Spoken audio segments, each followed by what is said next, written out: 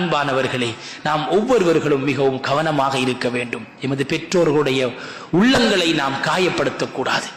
இப்னு Umar ரலியல்லாஹு தஆலா அன்ஹு அவர்கள் ஒரு நாள் காபத்துல்லாவை தவாஃப் செய்து கொண்டிருக்கும் பொழுது ஒரு மனிதர் தன்னுடைய தாயை தன்னுடைய கழுத்திலே தூக்கி தன்னுடைய முதுகிலே சுமந்து கொண்டு தவாஃப் செய்கிறார். வயதான தாயை தவாஃப் செய்து முடித்துவிட்டு இப்னு உமர் ரலியல்லாஹு தஆலா அவர்களை பார்த்து சொன்னார்கள், என்னுடைய தாய்க்கு செய்ய வேண்டிய உபகாரத்தை நான் செய்து விட்டேனா என்று இவர் பெருமிதமாக கேட்டார்.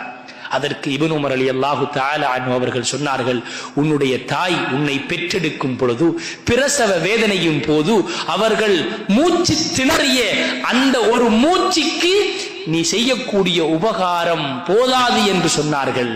அல்லாஹ்வின் நல்லடியார்களே, அந்த தாயுடைய உயிர் போய் நம்மளை பெற்றெடுத்தால், ஆனால் இன்று நாம் அந்த பெற்றோர்களை மதிக்கவில்லை என்றால், அந்த தாயை நாம் மதிக்கவில்லை என்றால், அல்லாஹ்வின் நல்லடியார்களே, எப்படி அல்லாஹ்வுடைய கோபம் எமக்கு இறங்கும் என்பதை நாம் ஒவ்வொருவர்களும் சிந்தித்து பார்க்க வேண்டும்.